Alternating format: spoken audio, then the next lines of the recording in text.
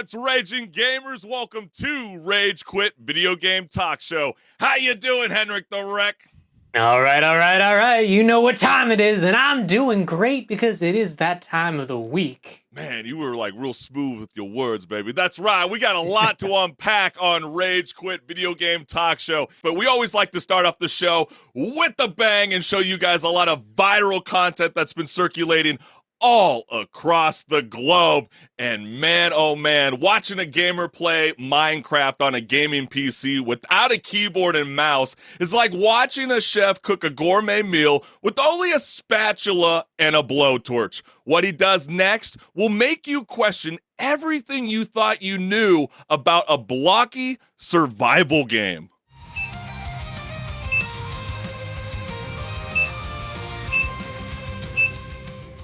Minecraft Retail Edition. Every time I look at that, I'm super puzzled. I mean, everybody gets really creative nowadays, whether you're on Twitch, Kick, or YouTube. But as we always like to do, HenricK, we got comments. And so we might as well jump into the first one right here. And this one says, if EA made Minecraft.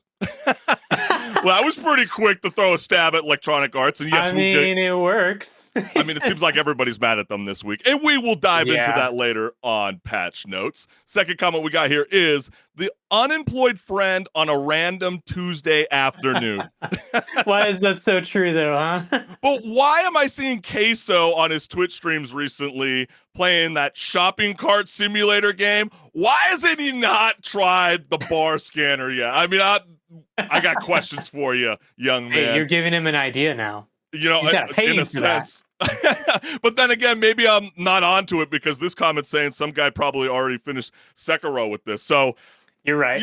You know, people, you know, they get really creative, and maybe the traditional sense of playing on consoles and PCs. And as we're going to be diving in later into the show, maybe it's the VR and the bar scanner after all.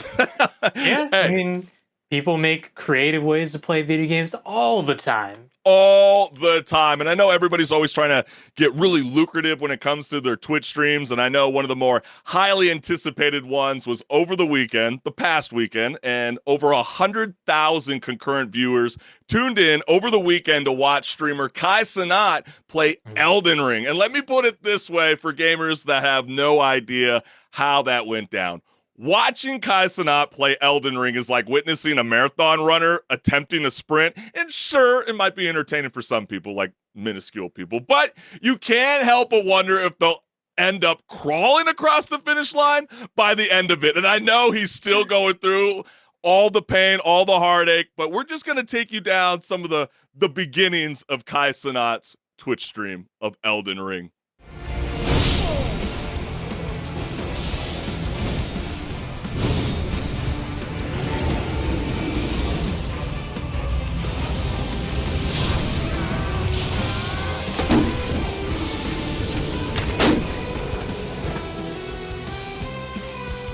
Take this shit away from me, nigga? Niggas gotta go through you, no, nigga. You gotta get through me now.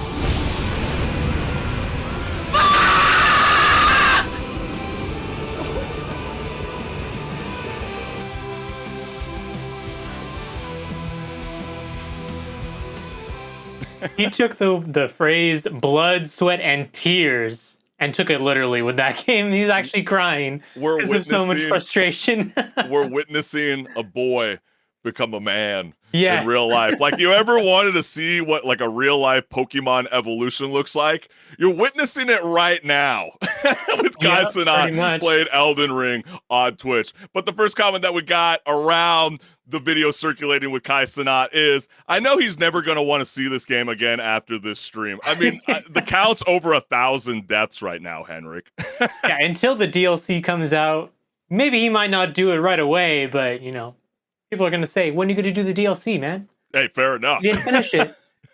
At this pace, Kai Cenat will take 53 days to finish Elden Ring. What's the over-under on that? I'm shocked, you know, Sports Center with their ESPN bets, you know, going on. Why don't they got an over-under for this? What are you feeling? Is it going to take more than 53 days, HenricK? I mean, that sounds about right. It's not a long game if you know what you're doing, but if you don't really know what you're doing, it's going to take a while. Hey, we better start calling the bookie now because we got no chance in hell in gambling. We're in the state of California. The next one is this is Kai Cenat trying to beat Elden Ring, and wow, that's a really talented dog. So like, maybe Kai, you're developing as a gamer. That's why I'm always surprised. It's like you gotta give that guy kudos. It's like, how the hell did you get so popular on Twitch, having literally like the worst gaming skills? Just gotta call it how it is. But his personality, it's all that's about.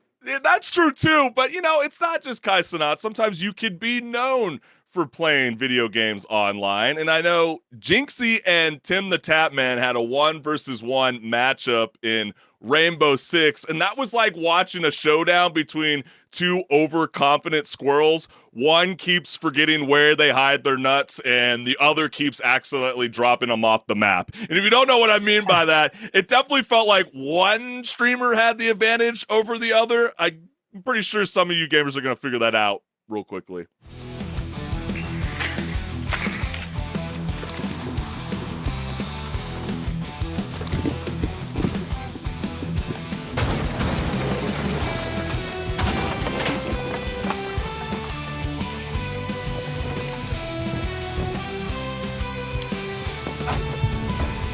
Eliminated all friendlies. There's no way that works. No way. No. Bro is flabbergasted. It happens to the best of us. And, that's the one awesome lesson about video games. You got to stay humble. Yeah. Sometimes you're going to get cooked. And, when you're as popular as Tim the Tapman, you're going to get finessed and blasted all over the online web. But hey, the comments that we got here around these viral clips is, it's bright red, dude, bright red with the scope on it. I kind of sort of miss that too in a sense. So like, I'll give Tim the Tapman, some slight. What do you think? I mean, you just gotta, be very observant, and sometimes when you're on the spot, you kind of lose some of your observance. Oh, so you're saying like his eye was maybe twitching a little bit. Maybe he just, maybe a little bit. Maybe his color is, whatever. Yeah. The OG move. His hands were shaking. His hands were shaking. Palms were sweating. But I thought we had the rest in peace of Slim Shady. That's no more over with. Moving on. The next one we got here is Tim's brother, Jim the Scatman. And there's no actual way. Yes, it happens. Some of the best streamers out there will get finessed in time. Maybe you should just stick to Call of Duty after all. But hey, I'm feeling the energy. The adrenaline's high. Are you ready to rock and roll, HenricK the Wreck? Absolutely. And you know what time it is? It's time to talk about a game and maybe rage about it a little bit. Yeah, we got to start raging about it, baby. So come on, let's get the show on the roll, baby. Woo!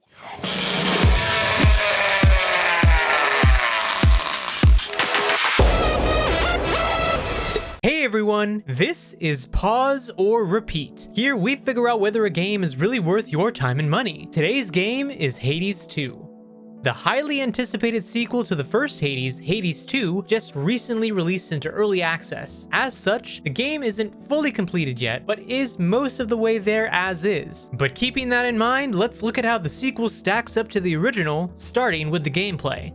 The gameplay of Hades 2 is right away familiar to those who have played the first game. It's still a roguelike where you'll progressively get stronger, as will your enemies. Olympian god boons make a return as well, so expect those. It is not required to have played the first one, however, as the combat is a little different anyway. Starting off, you begin with a staff as your weapon of choice, with more to unlock as you go. The staff has a good bit of range on it, but there's also an added combat mechanic centered around mana usage. You have a set amount of mana per room, and you can expend it via charging up any of your abilities. Charged up abilities do extra damage, and quite a bit at that, but you will need to manage your usage to not become reliant on it due to it being a limited resource. However, this alone makes the gameplay feel different from that of the first game. Other upgrades include progressing Arcana cards, which are direct upgrades to your character, or building out the home base of the Crossroads. So all in all, very similar to the first game, albeit different and not more of exactly the same. But how about the story?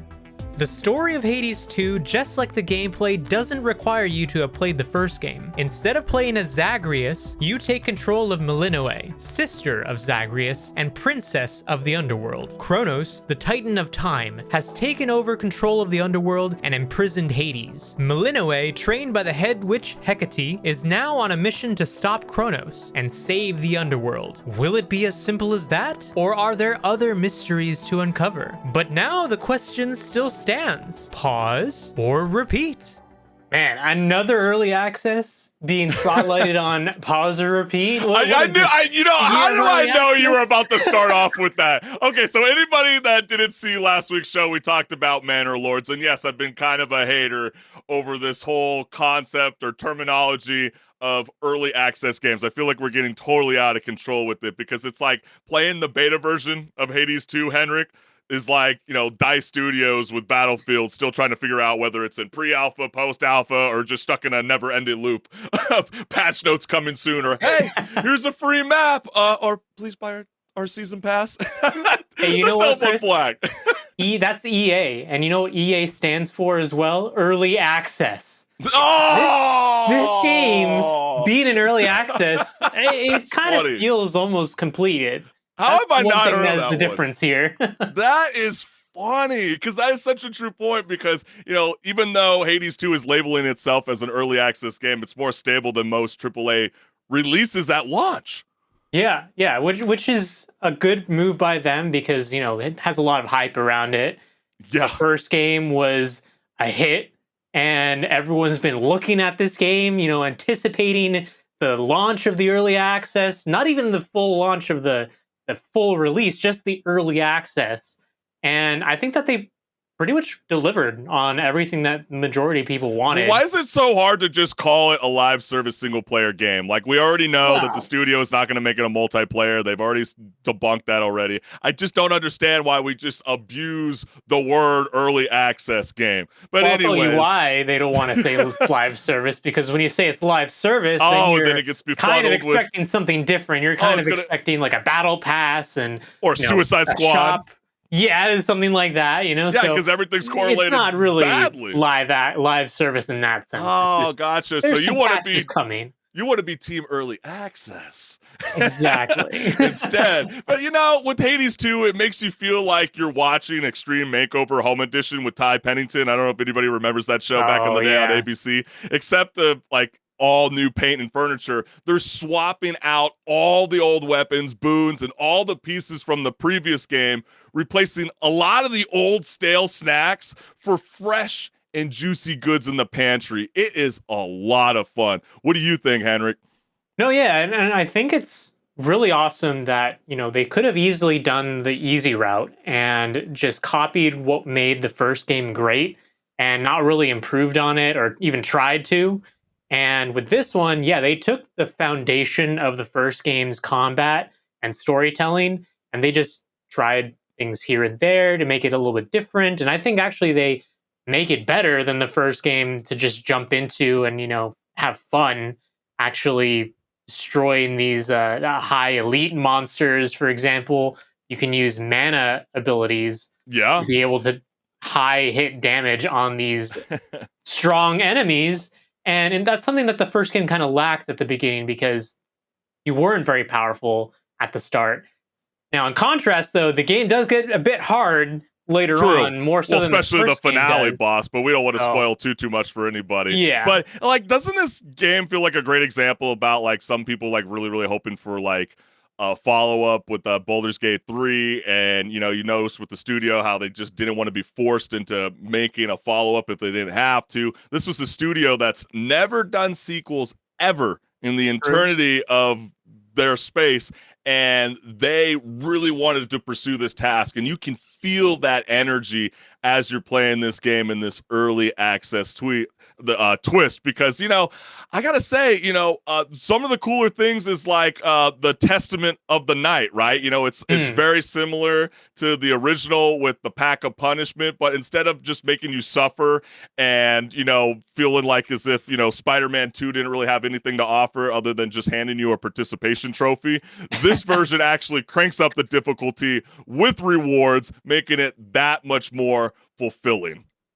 Yeah, and I think the passion, like you were saying, really does show in things like that for them wanting to make a sequel. And that's really important when it comes down to it, because yeah, the stockholders or whoever's funding you could say, hey, we need a sequel.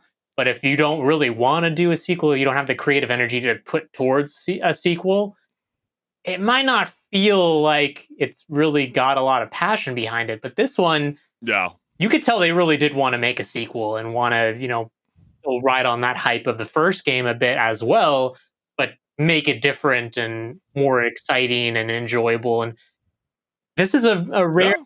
chance for them to really ride the big hype that is behind them. But also at the same time, HenricK, I'm gonna put it in the terminology that I heard this morning on First Take with Kendrick Perkins. I got to get on their ass a little bit, just like how your Gene back pocket. We got to get on to them because there's some things you got to make fun of a little bit with Hades 2 when it comes to the early access. Because yes, it does give off this like strong early access vibe, especially when like you got characters missing or even some of them going nameless. I mean, seriously, you couldn't come up with any kind of style of generic name. Placeholder is all that you can offer us.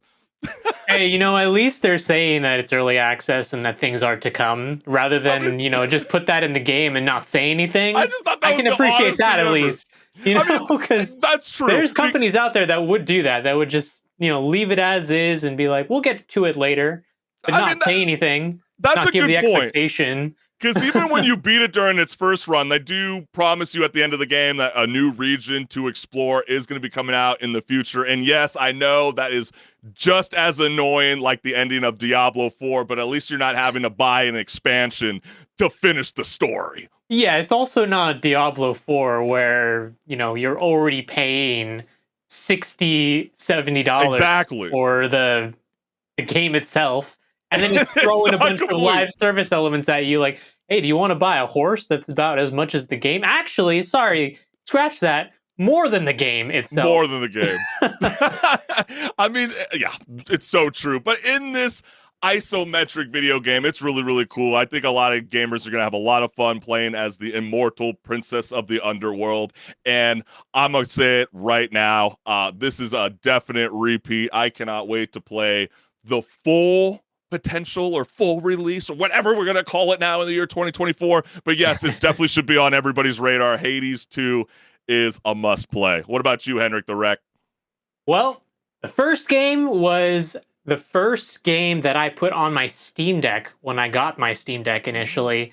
And this one, no exception. The second I got it, I actually installed it on my Steam Deck before I installed it on my computer. Not on the big screen? This is definitely something that I'm going to be playing on the go. It's one of those games that you really can just hop in and out, and fair enough.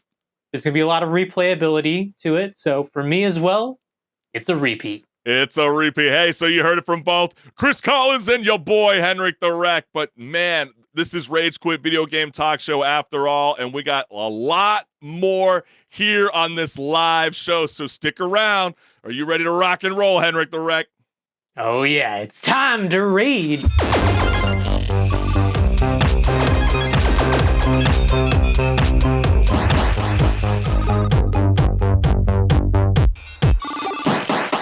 What's good, listeners? Welcome to Patch Notes, where my co-host HenricK the Wreck and I discuss gaming news, industry talk, and so much more. Let's get it. Electronic Arts is considering putting ads inside its games for extra cash. Soon you might see a Coke ad in the middle of your intense Battlefield battle, or perhaps a McDonald's banner while trying to save the Galactic in a Mass Effect, or a Big Mac advertisement in Madden. And if you don't know what we're talking about, man, we have an earnings call from the wonderful people at GameSpot, which gave us this quote from the EA CEO. We'll be very thoughtful as we move into that. And, just to let people know, this isn't the first time they've kind of dived into this. But before we even delve even further into this outrage that clearly gamers are upset about, they wasted no time responding to EA considering in-game ads with the following. So the first comment that we got here is, after much thought, we've heard your concerns and decided to do it anyways. Very typical of EA, yeah, we could listen to the fans, but we have our own plans. You guys didn't realize it was an early access. Next good one right there. If I trust any company to be thoughtful and considerate as they put ads in video games, it's EA. Yeah. They are really at the forefront of doing things that make people upset. Yeah, they're willing to die by the sword, and then everybody else will follow. The next one here is EA Sports. It's in the games. Money. Hey, well, if people are going to keep talking about how Madden's like the same shit over and over and over again for $70 every year, what if they start turning it into this quote-unquote season pass? Maybe they do need to get the in-game ad support to help leverage the cost on you, the consumer. Maybe. I'm just throwing this out. Might be a cool idea, but nah, they're never going to sell it under 70. Wishful thinking. Talk about, putting more cost on the gamer in regards to the... I know, damn it, Henrik. I don't want to be... No, I know. Can someone just wish... Can we just have a dream? I don't think you guys are being fair or really understanding what EA is doing here with the in-game ad placement. EA's intent is to provide players with a sense of pride and accomplishment by serving them ads. Targeted ads. Don't be acting like these aren't going to be for our benefit. I mean, you would think that, yeah, there's going to probably be some silly shit like that. Like, you see Apex Legends used to be on a Monster Energy can, and who knows, maybe you see a QR code that says, hey, stop by my ad, get a free green slime green skin. I don't know. Please don't do that. Next comment is, of course they are, because EA is never satisfied until they have as much money as possible. FEA. And last, I don't pay money to be advertised to. Yes, I can see why that could be the massive problem, especially when you're spending, $70 for a game, HenricK. I mean, why would EA want to add in-game ads? Are they hoping that players will get so frustrated with the ads that they accidentally click and buy the ad-free DLC for $19.99? Well, I think the enragement of people in this topic is just, everything wants to just send ads to you nowadays, whether it be your Netflix or your Hulu or even a mobile app on your phone. I was going to say, have you done that before? I mean, I've been pretty tempted before. Like, I've never done it, but I play like that pixel golf game, and sometimes it's like, can I just shoot my 18-course hole in peace on my phone without being blown up like every 5 strokes? Like, please. Yeah, but it's really going to also depend on what they mean by adding ads to games, because if it is just a banner at the bottom or a little splash screen, like that's not that bad when it comes down to it. But I still don't agree with them putting it there. Don't get me wrong on that. Well, let's take a trip back in time. What's that? No, I was like, well, you're kind of getting to that point, right? I mean, we have an image that we could showcase to people. We didn't want to show the whole video because there's no point of that, but we might as well throw it up right now.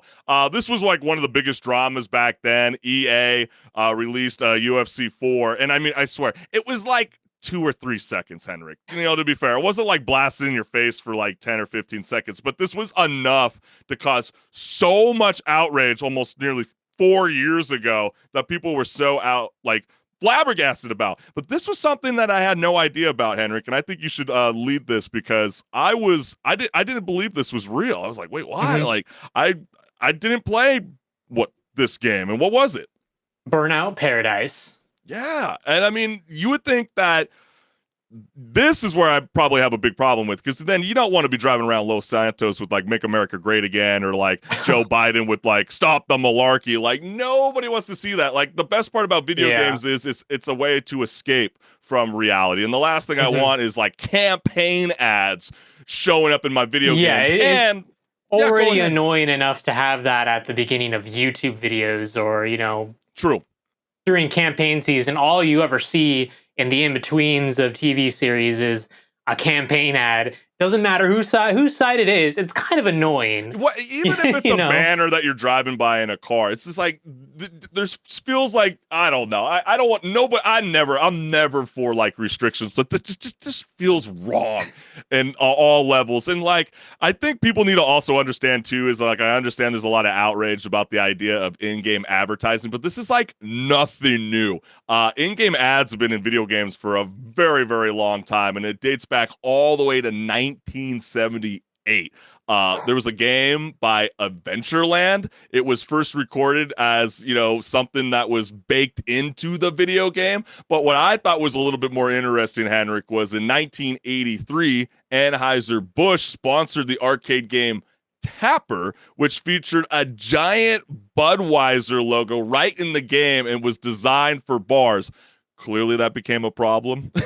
And eventually within the year got replaced with root beer the following year because they wanted to place it in arcades for minors to play, because clearly people at the bar were like, I'm playing some pool and darts. Who are these lame kids playing this virtual retro futuristic video game box?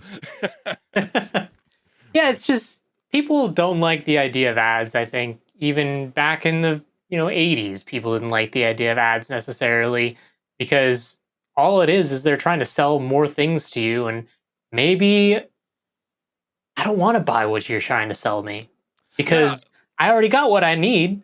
I bought this game. It was, however much I paid for the game. Do you really need to shove more things at me?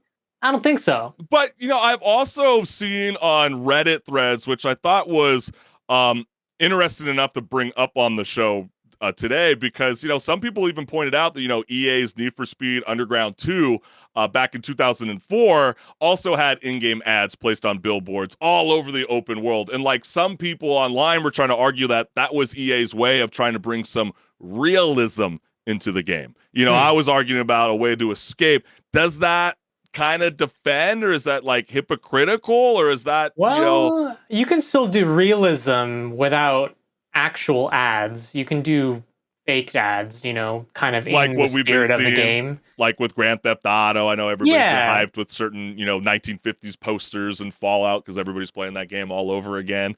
But yeah, I mean, those are all good points, but that's why we want to hear from you gamers. How are you guys vibing with this? Are you guys upset that EA is considering bringing in-game ads to your video games, or you could just care less? If the game's good, and you're going to keep playing it. Let us know what's good. But let's move on to the next topic of conversation, HenricK, because this one is a juicy one. Yeah, NetEase is under fire for their creator contract for Marvel Rivals, aiming to squash negativity like an overpowered superhero in their Overwatch clone. Apparently, they mistook honest reviews for supervillain sabotage. Yeah. But listen to streamer Siegel break down the controversy, because we do have that clip. Creators need to read what the fuck they are signing, and they're not. Literally has a clause. We've confirmed now with 5 people where it says engaging in malicious comparisons with competitors or belittling the gameplay or providing subjective negative reviews of the game. People have signed off what are basically sponsored or hashtag ad streams, and people are just signing this without reading it just to get a game key. The backlash towards NetEase sparked a flurry of gamer responses online with the following comments. Oh, yes, it did, HenricK the Wreck. Let's go into the first comment. I find it amusing they included the word satirical in there just to cover their bases from someone doing the opposite and just sarcastically praising it. So then what if someone just say anything at all, but does a video with clips showing how stupid stuff might be, or maybe just doing funny faces whenever a bad stuff is happening without saying anything, since it's just making comments? I could easily see some funny content, coming from this and just having the Curb theme playing. Or Always Sunny in Philadelphia. Yeah. Oh, wait. I gotta pretend like I'm one of the content creators right now. I've been playing Marvel Rivals recently. I was given access, but forced to sign something saying I cannot give it a negative review to do so. Therefore, I will only say the good things from my experience playing. This is the end of my review of Marvel Rivals. Please like and subscribe. Yeah, there you go. I think it's really funny in a way because, no one reads everything. Well, people do read things if they are important. Oh, stop it. It's always like Stop it, HenricK. You do not read everything. When you get those crazy terms after jumping on an EA sports game after every 2 months, you think, No one's reading that. I'm like, Well, that's what I'm saying. No one reads that, but And like have I you would no- read a have you- contract for like my banking or But Henrik, something. have you noticed the scroll speed has started to slow down recently? What happened to just jumping all the way to the bottom? They're like now trying to like, what is this like a case to be proven in court because everybody's going after Epic Games and their microtransactions? What the hell?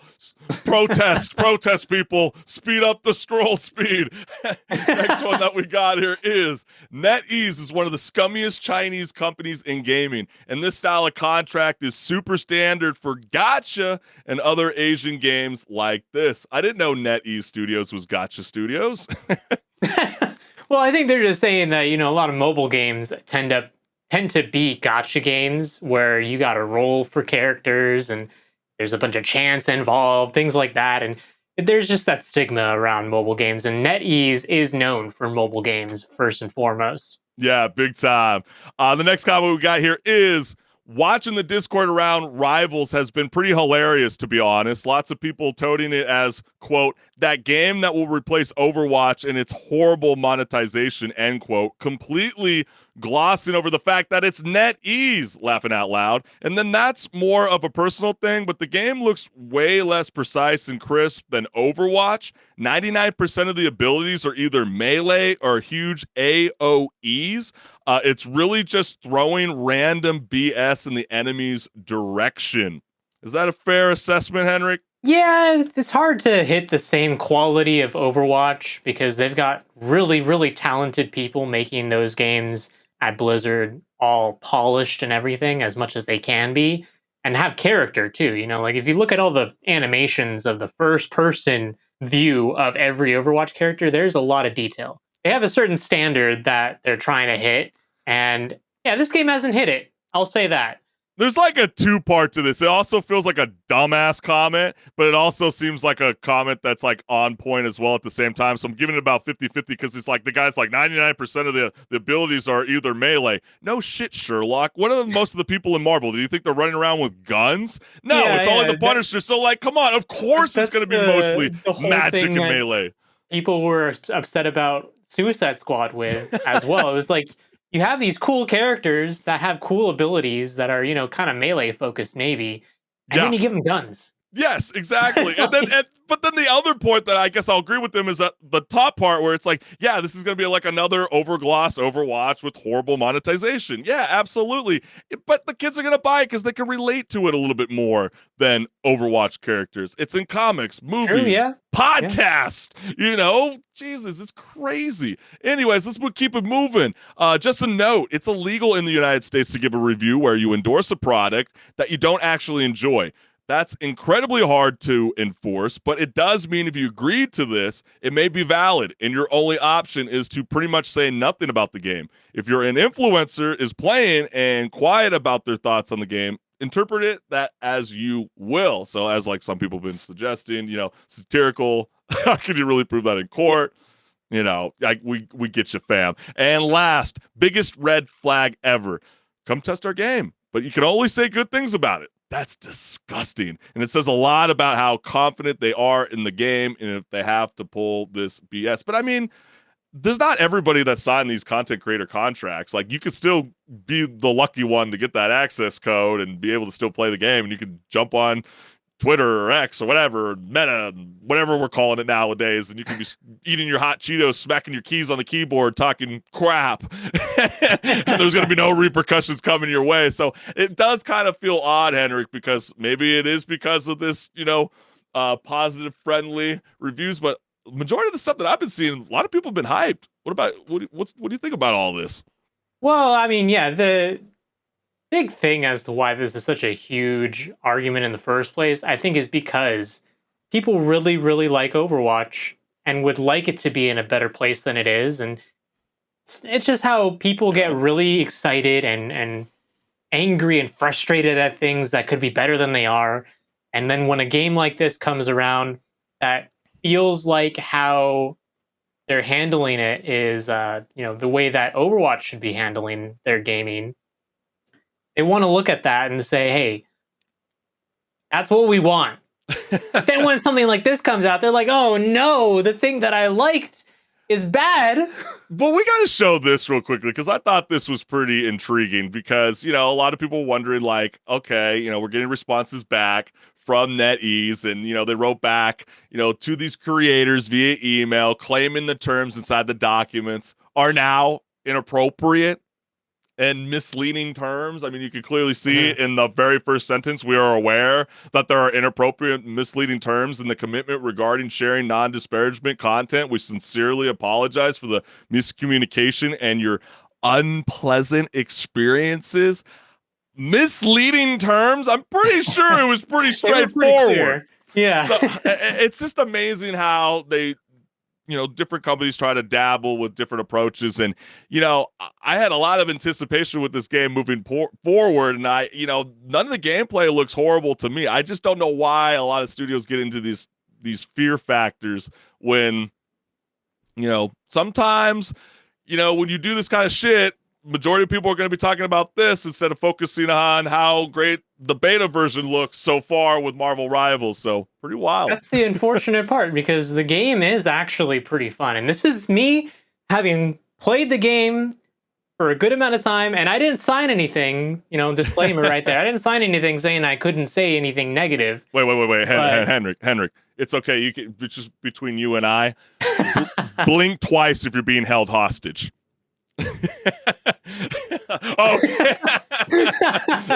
Oh yeah, but yeah, the game is fun. It's not exactly like Overwatch, but it has a real fun factor to it, and it's not perfect.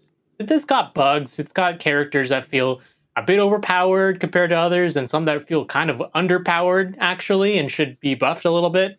So the balance is kind of all over the place. Yeah, I have a feeling this is going to be like one of the bigger, better live service multiplayer games in a long time. That's the especially thing with that Guardians I'm of the Galaxy coming, X-Men. That's the thing I'm actually concerned about is will it stick, or will it be one of those flavor of the month type of games where when it has its release, it comes out, people play for a good bit of time, and then eventually it dies off, and the company says, we're going to step away. It's not worth keeping this up anymore.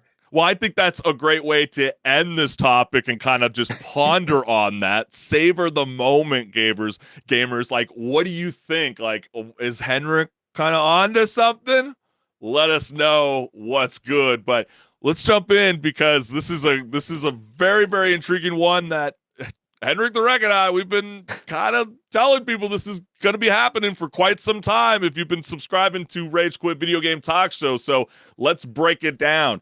Xbox President Sarah Bond announced Microsoft's new Xbox mobile game store set to launch in July, proving once and for all that when life gives you apples and Googles, sometimes you just have to make your own Microsoft fruit salad. And we will break down that silly dad joke in a second. But let's make sure we hear from Sarah Bond herself. In July, we are going to be launching our mobile store experience.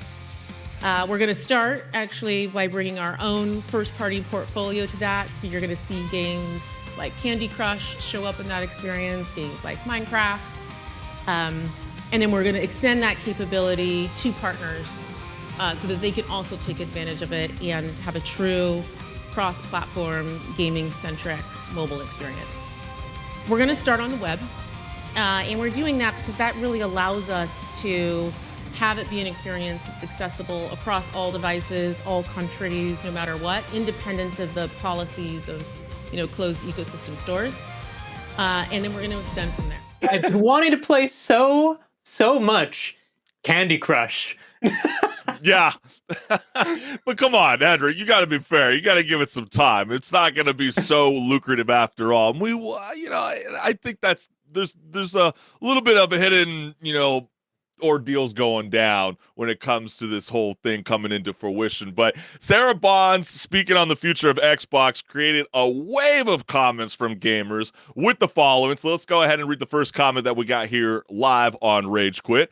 Xbox clarifying that initially the store will start with discounts on in-game items and the like, rather than full games, apps, though the latter remains the ultimate goal. So that is pretty funny. The content's like Candy Crush, Minecraft, you're hearing Call of Duty, Warzone, mobile, and etc.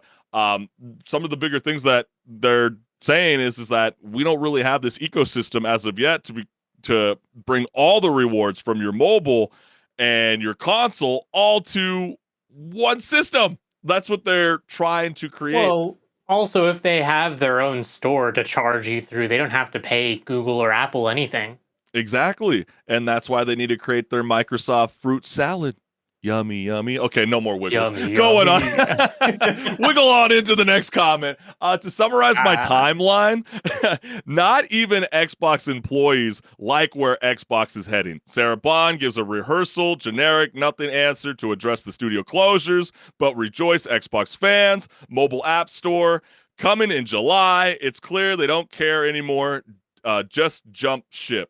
I mean, that does say something, though, considering they're at the forefront of knowing what's going on. Well, clearly there's another person that literally no one asked for a mobile store. Oh, wait, maybe one person, Tim Sweeney. And if you're not familiar with Tim, Mr. Tim is the man behind the scenes, like in Emerald City in Wicked, that runs Epic Game Store. So yes, he is definitely on the side with Xbox going, this is ridiculous. We need to branch away from the Google App Store and Apple as well. Next, so glad we could lose Tango Gameworks for mobile games. I mean, that was kind of interesting, especially with like Alpha Games leaving too. Like they were centric to mobile games, and then now they're embracing it. You would have thought they would have kept their little Mighty Doom characters, and now that game was pretty whack. I guess not enough people were asking for it. No, that game was very, very whack. It needed to go. I'm sorry. Yeah. Great people that work there, but it's just, just go work on another great project. With announcements like this, it's no wonder why no one is buying into Game Pass. I don't know if that's a fair assessment. I don't know. What do you think, HenricK? Well, Game Pass definitely does make them some bit of money, I'd say, but it does also probably promote killing off smaller things that they own. I mean, well, think the about Game it. Pass could definitely branch out into the mobile world, and you can start getting That's even true. way more games. Then, yeah, it's going to get a bit more exciting. At the same time, if you're only limiting people to spending a set amount of money, say $20 per month, how much of that is spread beyond just the bigger titles on your Game Pass? Yeah, that's excellent point. And last, close a bunch of studios, launch its own mobile game. Yeah, that will sell very well. So, clearly people are outraged by the situation, HenricK, and I'm trying to figure out whether this is an Xbox or a Microsoft gaming move, because it's like, the best example of this, HenricK, is it's like trying to separate like two magnets, right? They're so closely connected, you just end up flipping them back and forth and hoping for the best. Yeah, it probably does come from Microsoft being that they're probably way above Xbox in terms of directive, but I don't know. Maybe it's not the move. Especially right after, like some of those comments were saying. After so you're saying we should have never studios. nuked Phil Spencer's shelter in Fallout 76? Maybe he wasn't the culprit after all. For all he these pressed the four button and Bethesda said, studios? "We got to make this happen." They did this to me. They're saying he's You salty made me do online. this. He did complete the achievement to be able to acquire your own nuke, to be able to potentially nuke the guy that nuked him. So, I mean, that's definitely been a conversation online. People are getting very mad about this new leadership when it comes to Microsoft gaming. There have been reports online with former employees of Xbox that say this is not the Xbox that we stood by when we first launched this product. But, it's going to be very interesting how this moves forward, because as you were suggesting, HenricK, as we were reading the comments, Microsoft had also been building this store in anticipation of companies like Apple and Google being forced to open up their mobile app stores. And a lot of this is happening because of the shakeout in Europe when it comes to the Digital Markets Act. So, they're not waiting. I think that's a very intriguing move. I believe that it is the right one. I would not be waiting for lawmakers to decide whether, Apple or Google is creating a monopoly and whether it's right or wrong for them to be able to launch a web-based mobile store to be able to funnel the funding to go their way. What do you say about all that? Maybe it's going to make them money at the end of the day, but like you were saying, this is not the Xbox that it was at the beginning of Xbox, because you had titles like Halo, which they still think is their like flagship face of Xbox. You know, they use Master Chief's likeness for a lot of promotional material all the time. But has there really been a good Halo game in a long time? No, because they've been focusing on other things that make them more money, like mobile games, as we're seeing now. And it's disappointing because a lot of people became fans of Xbox through their really popular IPs that they had through the Xbox and Xbox 360 era, and even I'd say into the Xbox One era. But this generation that they've been through, they've completely lost to PlayStation 5 in terms of sales. And where do they turn to instead then for their numbers? Mobile gaming, because we make money there. And, you know, we do have a perfect segue to kind of maybe debate this even further, HenricK, because, you know, teens, you know, they're definitely embracing more of the mobile and less of the console. Actually, that's not really even fair to say. It's more of they'll do both compared to, you know, our generation, which I'm a little bit more fixated towards going to a console and playing on my controller. I'd say the same you're thing for fixated, like going to your keyboard and mouse, playing PC gaming. They're willing to play on a small device. Does that shock anybody? I mean, shit, we were playing with smaller screens. It was called a Game Boy Color, okay? So, well, this is also the generation that grew up with smartphones and iPads and, you know, access to that very frequently at that as well. Whereas you and I, Chris, we didn't grow up with smartphones. At least I didn't. But doesn't it even feel like 2014? But mobile gaming seems like it's being more embraced more than ever now. I mean, especially since in the last month and even this week alone, they finally dropped another emulator where you can start playing some PlayStation games. And it's jumped to the charts, and that's got to freak the hell out of Xbox and Sony. And I already know Nintendo's are like, man, now you guys finally feel how now we've been you know how for years. And that's why everybody's trying to get into cloud gaming and try to protect their product. And that's why, you know, like we've explored it in the past, like why is video games so hard to even be accessible? Well, they're not gonna just hand it out to everybody. They don't want it to be like a free flow online. That's why you gotta go and run to go to some random library and go access some game that's not even available on the global web. But anyways, HenricK, break it down. This is very very interesting survey. So Pew Research Center recently held a survey where it asked teens in the US questions about video games. And we do have a little bit of their statements here. And you can see that 40% of gamers identify as a game, or teens identify as gamers. 45% also play games but don't identify as a gamer. And 15%, they don't play video games. 85% of them are playing video games. Exactly. I mean, whether they say it or not. Well, yeah. I mean, when you look at this, I mean, you might be wondering, watching online, right? I'm sure you're thinking the same thing, HenricK. Does this surprise anybody? Are you surprised when you look at this first chart? The industry has become so mainstream and widespread that it's actually kind of weird now to not play video games in a sense, because you're the odd one out, as this chart shows. Well, it's even more accessible. You know, you think about it, like mobile gaming, you know, everybody's got a phone nowadays, and the games are a lot better than what we experienced with the 16-bit. But, you know, like you were also saying as well, I mean, that's very, very interesting to see that 1 in 4 teens play video games on a VR headset. With, you know, most, you know, teams playing on a gaming console or a smartphone. That's you know, did that kind of shock you in a sense? No, considering that mobile gaming has had such a huge rise. But I mean, like the overall chart, like gaming. Nothing that you see in this chart didn't shock you. Like the VR sounds right to you. Oh well, the VR, sure, yeah. Because I think VR is one of those things. We definitely gotta have some comments that are like, really, the VR? Like, how parents are actually buying VR headsets for their kids? Especially still feels kind of gimmicky. It's almost something you buy and then it goes and sits on a shelf for the rest of its lifespan. Yeah, like I'm like the worst person right now. Like I was supposed to hype that. I was supposed to let the comment really kind of showcase that first. So we might as well dive into it because they were pouncing on the moment. Reddit users, gamers online, they were like, dude, what is up with this survey? And the first comment that we got here is more people play video games than you think. Only last week I found out that even my manager is a big strategy gamer. Yeah, I mean, yeah. Why are you judging people, I mean, dude? Strategy games are for specific people, demographic of people, and that manager decided, hey, this is my jam. I like this. This is my go-to, man. The video game industry makes more money than the movie, music, and book industries combined. Those are such small numbers. What's incredible is that it makes more money than the porn industry.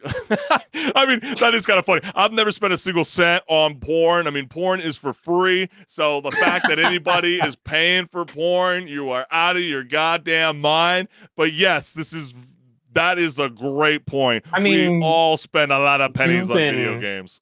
You've been saying this for the longest time, basically since I've known you, that it makes more money than all these industries combined, minus the porn. Yeah, minus the porn. That's true. You haven't mentioned that one. I never really referenced that, but maybe I need to start saying that. Hey, maybe you got to add that in. What devices do teens play video games on? 24% play them on virtual reality headsets such as Oculus, MetaQuest, or PlayStation VR. Kind of intriguing too that PlayStation VR is kind of dumping, moving forward with video games. But anyways, I don't know how this study was conducted, but right there I could tell it's worthless. So some people are like, really, dude? Like, really? How do they get this? Yeah, like, does this actually matter now? Because that looks wrong. Yeah, like he's saying, I'm not saying none of this is valid or invalid, but this seems like a puff piece to me. Gamers don't like being told with statistics in front of their face. Like, when you go to stream video games, do you like that countdown, in the corner? I don't like to know how long I've been playing the video game on stream. Get that out of my face. Spend 10 minutes playing a multiplayer VR game and you will see this like a true statistic, likely a true statistic. That could be a fair point. I'd actually be interested to see how true it maybe is based on, maybe people really are playing VR games, but they're not necessarily saying, "Oh, VR sucks." Like these. Yeah, it's not like the go-to. The vocal minority is going to say VR sucks right now. Yeah, it's a niche. It's like you were joking last week when we were talking about Vallejo Racer, and they want to become the new future of road trips, but it's always seems weird when they try to implement VR experiences. It's like, why don't you just stick to the headset first before you start jumping ship and start doing, like other gimmicky stuff. Yeah, really gimmicky. And the last comment that we got here is, can't forget one of the biggest groups of gamers, bored moms with Candy Crush. Dog, this is a survey about teens, 13 to 17, but that's true. Thank the Lord my mom has no idea what Candy Crush is. Keep playing your solitaire, and this family will stay afloat. No, I'm just kidding. I love you, Mom. Thanks for tuning in. But anyways, HenricK, I was kind of breaking that down. You kind of got me a little flabbergasted when you were looking at that stat, and you were like, I'm not surprised that 1 in 4 teens play video games. I mean, maybe we dismissed video games in VR. Like, now I'm starting to wonder, maybe we dismissed this trend way too soon. Well, we probably would be more likely to dismiss it based on what we know about VR and how, like we keep saying, it's just kind of gimmicky. It's something that I feel like a lot of people, maybe not everyone, but a lot of people who have VR headsets, they've bought it. They were like, oh, this is really cool. And then the hype kind of dies and you realize, oh, maybe I should either sell this or maybe it's just going to sit on my shelf for the next couple years. You do start to see more clips going online, because everybody's revisiting Fallout and they got the mods. And I don't know about you, but some of the cooler mods have been showing up on the virtual reality headsets for that video game. Or that's the key word right there. It's a mod. It's not an official thing. But what about, Assassin's Creed? A lot of people jumped on that experience and said, there's a few things that kind of still feel a bit out of place. It's not always going to be as a perfect as of right now, but I'm thinking about the new exclusive that's going to be coming out on MetaQuest 3, and that's the Batman Arkham Shadow. I mean, I got so freaking excited that I thought it was dropping on the console, and I know I might be finessed by the cinematic trailer, but I'm just saying, it looks so badass. I was like a little depleted, Henrik, when it said Well, just only on temper your VR. expectations, Oh, I I guess, was based on the like, fact that it's dang it. VR. And I wanted to get a VR, but then that's the thing. I don't really want to pay for a headset. I don't want to pay for the 300. It can be pretty or 400. expensive, yeah. Very expensive. And, even the Vision Pro, was that a surprise to anybody? No one's buying it. It's too expensive. Also, it being so expensive was wild to not have games on it. Like, you're going to make me spend $3,500 on a headset that I could just use as my desktop or a phone? Come on. Well, it makes me laugh games too. on this. The hardware Or like, is cool. you ever seen like the video of like, where I bet I have it right now.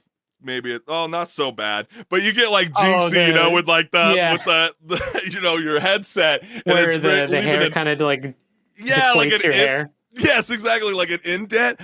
Everybody bitches and moans that the VR is so heavy on the head. So can you imagine, would it change your skull? Like, I don't know. I need a friend. Like, can someone help me, know whether that happens to you? Like, we will not know any of these findings until you, the Generation A, start embracing VR it won't headsets be beyond hair. 1 and 4. It'll be VR headset hair. That's right. But man, this has been such a great show, and we want to thank everyone for tuning into Rage Quit Video Game Talk Show. And make sure you hit the subscribe and like button so you never miss a live show. So here's the QR code to my YouTube channel, where I'm always constantly posting new interviews, micro content, and so much more. So it would mean the world. You, the gamers out there, would subscribe to my YouTube channel. And go ahead and hit this QR code, and you'll go to my YouTube channel, where I post memes, clips about games. Go like, comment, subscribe, join the discussions, and stay tuned because more is on the way. So anybody that doesn't know, always join us live every Wednesday at 6 p.m. Pacific Standard Time. But for now, enjoy the rest of the week, fam. Go call your mom and dad, make friends with your neighbor, go outside, never touch grass, and play video games for the rest of the weekend. We will see you next week, fam. Peace. See ya.